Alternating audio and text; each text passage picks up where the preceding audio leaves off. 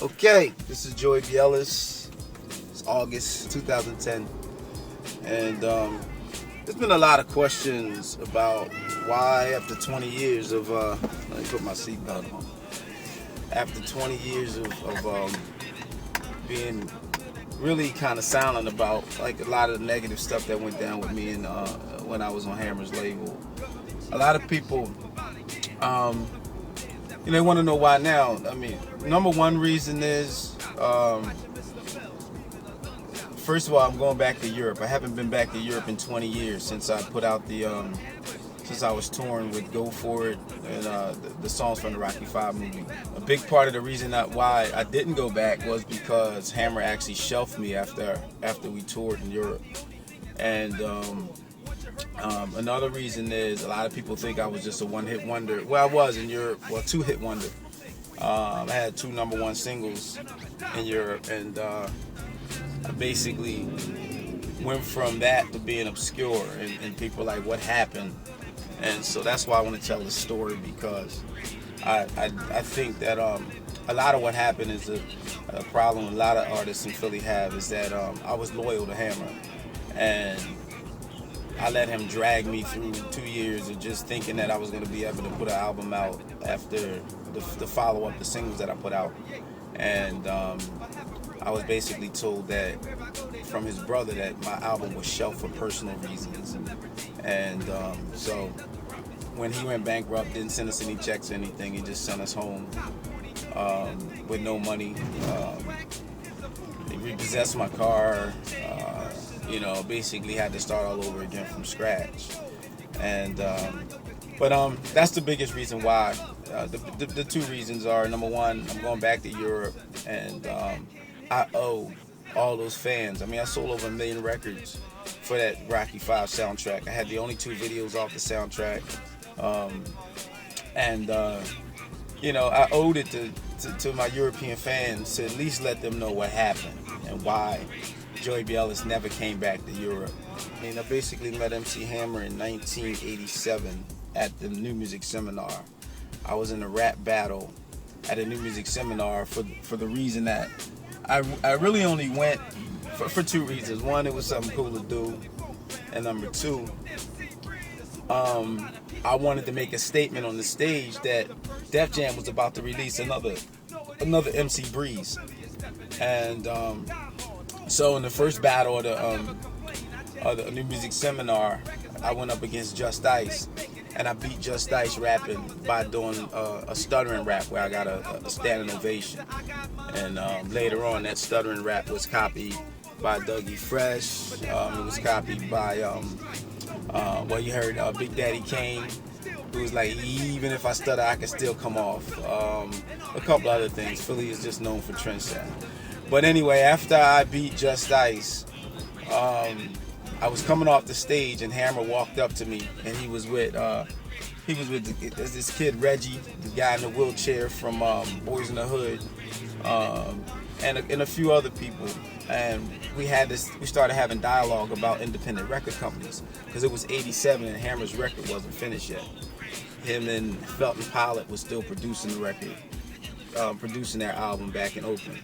Hammer said if I ever come to California, that I could stay at his house. So that I believe that winter of '87, I got a couple dollars. I actually got hit by a car. I got a couple dollars from an accident, and I took that money and I flew out to California.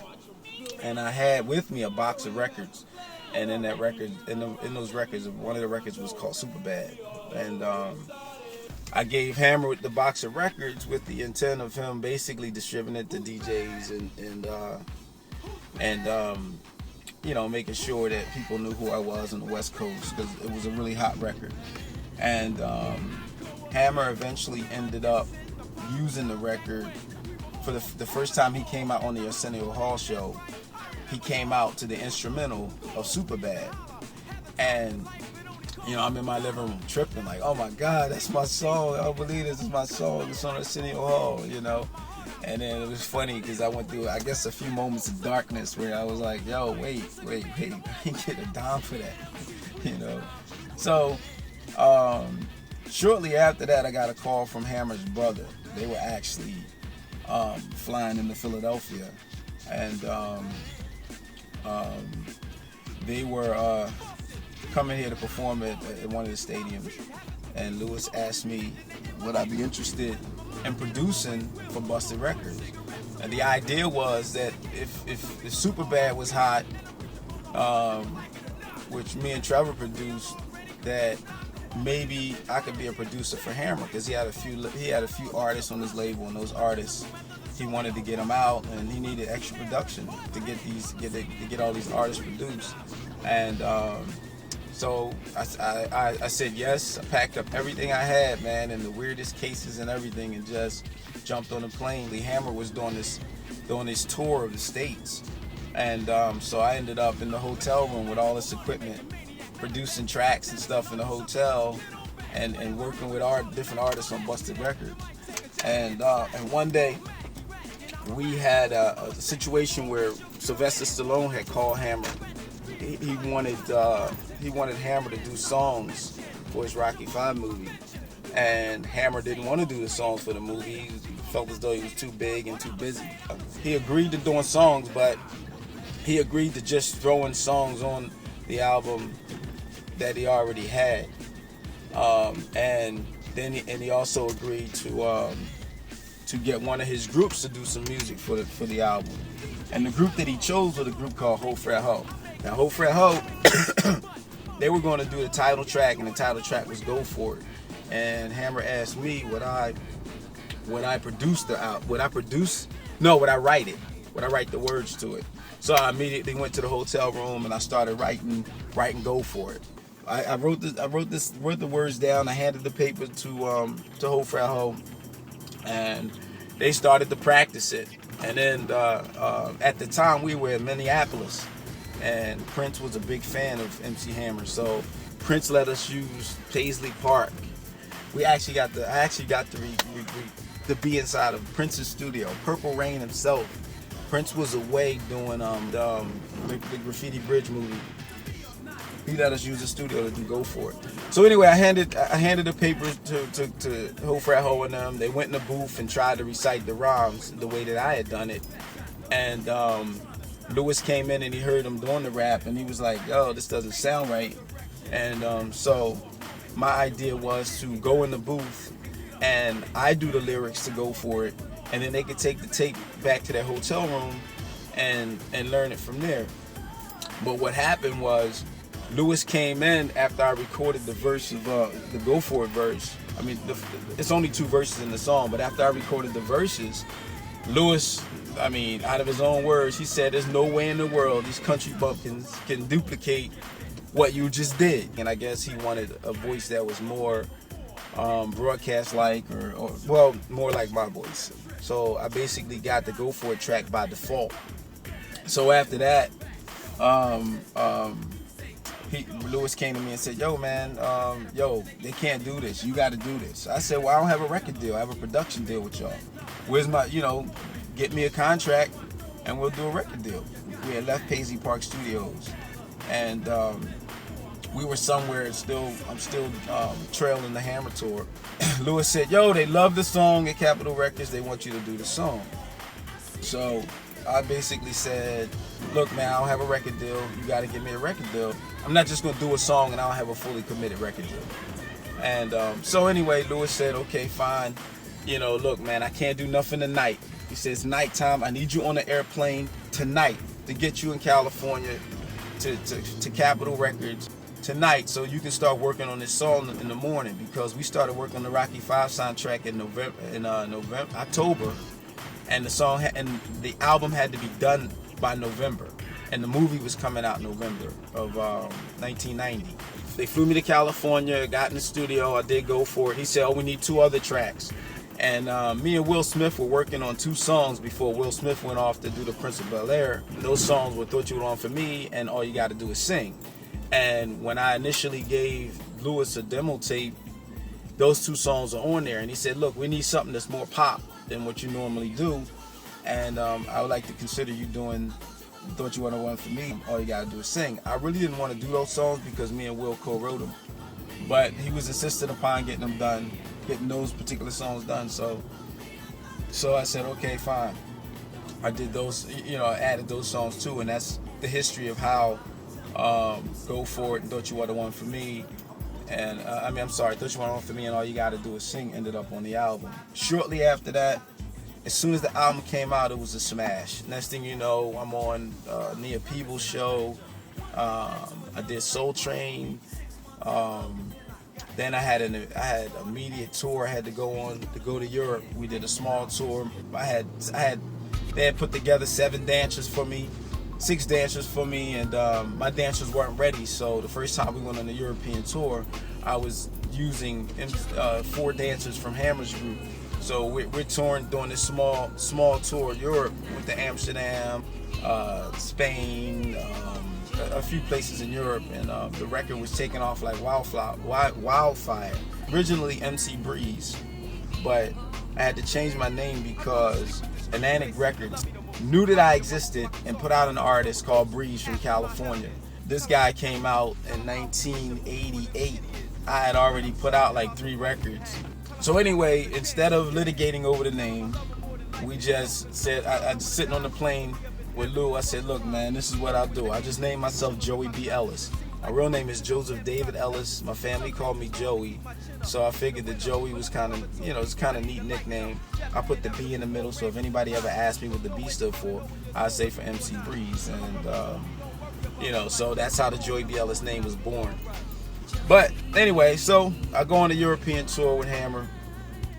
I think the first problem started was when I ended up in Europe, and my record was already number 2 on the charts in Europe, and Hammer made it so that I didn't have any limousine or any security. So I went from having security in a limousine to my first trip to Europe when I went by myself.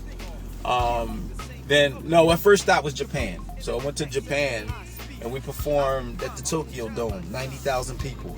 Hammer sold out 90,000 tickets in an hour. Hammer was supposed to be on top of making sure I was accommodated, and Hammer deliberately made it so I had no limousine and no security to get around. So I called Lewis, and Lewis said, look, that's ridiculous. They got into an argument, and he's like, look, this guy is selling more. I was selling more records at the time. Go For It was more popular than what Hammer was doing at the time. And so from what I heard, Hammer got jealous. So he said, oh, he think he's all that.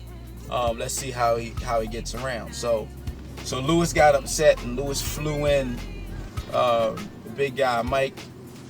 And for the duration of my stay in Paris, I had a bodyguard, Mike, and I had in Japan and in Europe I had a bodyguard, Big Mike, and I had a stretch Mercedes Benz everywhere I went. But again, Hammer didn't want me to have any of that. And I was learning this stuff from I had no idea why Hammer was having a problem with me, and then somebody said to me that the problem is that Lewis told Hammer that I was going to be bigger than him because I rap and I sing. And so I ended up getting in the middle of their sibling rivalry. Lewis is using me to come at Hammer's neck because he felt as though Hammer was real selfish about his artists. Like, there was one time I was in London.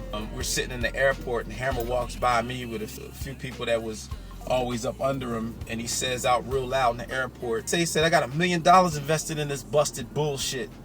And I'm sitting there, a busted recorded artist, on Hammer's label, Busted Records, and he walks by and says in front of me loudly that the label that I'm on is some bullshit, and he's got $1 million vested, and almost like he was sick of it. Then what I began to learn is it was all Lewis's idea for Hammer to bring on other artists. Initially, he didn't want to do that, and I should have known that because shortly after the Go For It track started to take off, Hammer pulled me into his hotel room and said, look, dude, I did not bring you here to be an artist. I brought you here to be a producer, to produce tracks for my groups and myself.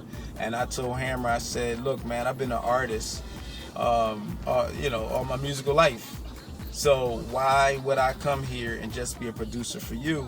I wish I would have just said yeah and did and produce, so I could have had some of them millions of record sales. But anyway, from what I hear, he didn't pay the first people that worked on his album anyway, so it probably wouldn't even matter. He tells me that, and I tell him, look, man, then send me the fuck home. I don't need to be a part of this. You know, I can go back to Philly, make independent records, and be an artist. I've been putting out records. I was putting out records before you, and I'll be putting records out when you fucking gone. I mean, that's how I felt. Even though the European thing was large, I mean, you know, it's a thing where I'm like, look, you know, I'm gonna do what I do. I'm gonna do what I do, regardless. So anyway, Lewis, I talked to Lewis. I said, Lewis, send me home, man. I ain't come here to just produce no shit. I came here to be a fucking recording artist. And Lewis said, man, Hammer crazy, man. Fuck that shit, man. Fuck that. Hammer don't know what the fuck you talking about. That nigga selfish. That's some bullshit right there. And so he said, look, man, you gonna get a recording contract. Don't even worry about it. So Lewis, I mean, as soon as we got settled back in Oakland, man, Lewis came to me with a check for 25 G's and a recording contract. And you know, I was signed as a busted recording artist. So we went on the European tour. What was it? May of, it ended, we did 13 countries and 33 cities in Europe and Japan. And I was the opening act for MC Hammer for the first, it's about 30 shows. And for the first 20 something odd shows, it was just me and Hammer, and then later on in the tour, he added Turbo from Snap. After the European tour, I come back to Fremont, California, where I was, I'm writing tracks, doing songs, writing songs. And what I found out when I got home was that Capitol Records was very interested in putting out a Joey B Ellis album. I mean, the reason was, here I am, I got two hot tracks come out back to back from the Rocky 5 album. That's Go For It and a song called Thought You Would've Won For Me. I'm selling crazy records on MTV all the time. I'm meeting people that I never thought I'd meet while we're on this European tour. And when I get home, Capitol Records said, yo, you need to get Breeze immediately in the studio now so we can follow up these two singles with a Joey B Ellis album. And from what I understand now, there were meetings that Hammer and them were having where my name would come up, and they would and somebody would say, okay, well, what are we gonna do with Joey B Ellis? And because they talked the Hammer business all day, and they said, okay, well, what's next? What are we gonna do with Joey B Ellis? What I heard was they would just blow it off and just like say, basically fuck Joey B Ellis. I heard that Hammer told Capitol Records that they don't need to be telling them what to do with their record company, because Hammer had a distribution deal with Capitol, and I was one of the artists on that distribution deal, and so they basically were in control of my career. And Lewis and Hammer decided that they weren't going to put an album out, but nobody told me. So I'm sitting in California writing songs and shit for a year and a half. And one day, I sit there and I walk to Lewis, and I said, Lewis, why don't I have an album? Why are we not following up these singles? And Lewis said, your album was held back for personal reasons. And I mean, it was like a kick in the fucking chest, because I think the thing that hurt the most is I thought that me and Hammer were friends, and I would think that I thought he told me he was going to take care of me. I thought that he would. In the meantime, a year and a half go by, I never received a single dime in record royalties or anything.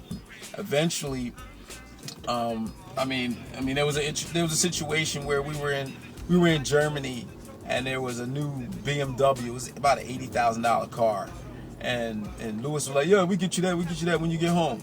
And so I get home, and I'm like thinking, I'm straight from the hood. I don't need an $80,000 car. I said, look, man, buy me a $30,000 car, and I'll be cool, So they sent me in. I negotiated this deal, negotiated a car to get this. I wanted a Lincoln because I wanted something big. that I could carry my equipment around in if I had to like do little mini tours on my own in the States. So I said, okay, give me a link, and it's the luxury car. I get the car. They told me and promised me that they was going to pay the car off. But what they did was put me on a payment plan. After Hammer went bankrupt, you know, they didn't tell anybody. Checks just stopped. Couldn't pay my bills anymore. I went and got a U-Haul truck, put all my equipment in the back of the truck, and brought my equipment and my equipment in the car. Brought it home. I felt as though if I couldn't afford to live nicely in Fremont, California, and I had to live in the ghetto of Oakland or something, I would be better off probably living in the ghetto of Philadelphia. So I came home to Philly with the car, and one day Lewis called me up and said he had $1,000 for me, and he sent me $1,000. And 2 days later, they repossessed the car. Like I go out, I wake up one morning, my mom's like, "Yo, Breeze, where's your car at?" I go outside and I call around, and I come to find out that they had hired a local repo company to come and repo the car that they told me they were going to pay off. And so here I am, no record deal, no record royalties, no car, you know, living in my mom's crib. My brother, he died in 1996. I called Hammer. We needed a couple dollars to bury him. Wasn't doing too well right then. I talked to Hammer's wife, Stephanie, and she said she would tell him. And it is 2010, and I have not heard Hammer's voice since when I left Fremont, California. And recently, in the last 5 years, I had tracked down the people who were handling the money for Go For It, and I started to get these royalty checks from a lawyer because Hammer was still up under his bankruptcy. And as soon as Hammer's bankruptcy stopped, so did the check stop. And I have no idea who is taking care of the money. Then I got friends of mine in Philly. Every time Hammer comes here, he's been to Philly five times that I know about. And on 3 of those occasions, people that I know that be with him when he's here in Philly, they'll call me up and say, "Yo, Hammer's in town, man. Maybe y'all should hook up a meeting." And on 3 occasions, Hammer's told them, I never talked to him, Hammer told them that he would have a meeting, that he would sit down and meet with me, come by the crib or whatever. We can bust it up, do lunch or whatever. And on all 3 of those occasions, he had me waiting all day long and never showed up. So the third reason why it's important for me to tell this story is because I actually thought Hammer was a friend of mine, and that's why I was so quiet about this stuff and never really talked about it, because I feel as though he had bad times, and you know, and listening to all the hoopla about, you know, bankruptcy and this and that, and I figured he didn't have it, so that's why he didn't give it to me. But you know, knowing that he's been here 3 or 4 times, you know, 5 times at least, and not one time he's been right here in my fucking city, and not one time has this motherfucker reached out and said anything. You know, "Hey dog, you know, what's up?" You know, I got a couple of text messages from him, some feedback on his blog, but vocally, I haven't talked to him once in the whole almost 19 years since I left California and Busta Records. So that's my story at MC Hammer.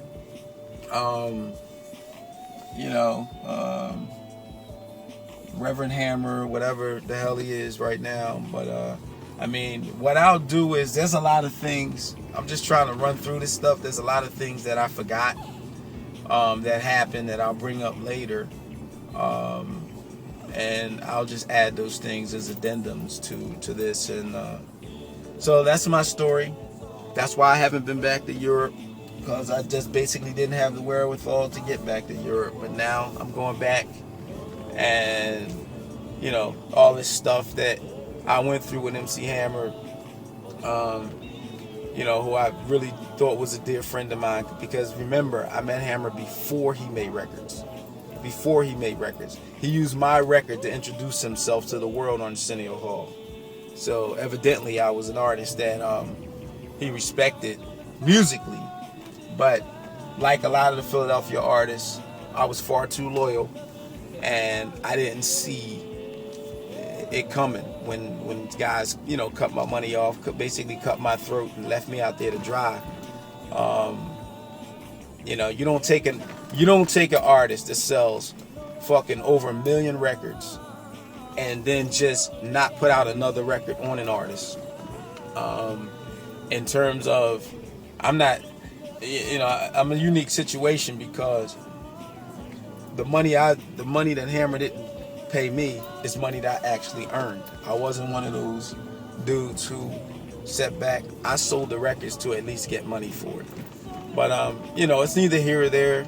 And that's, some people that I talked to initially, they like, well, you're telling Hammer's story, but it's not Hammer's story.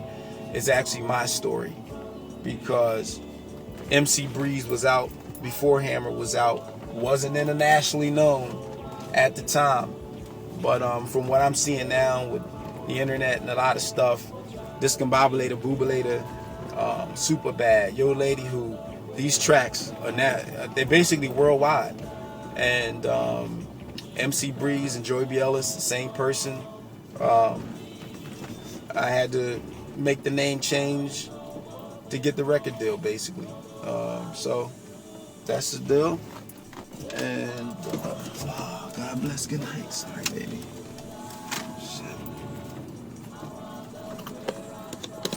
Shit.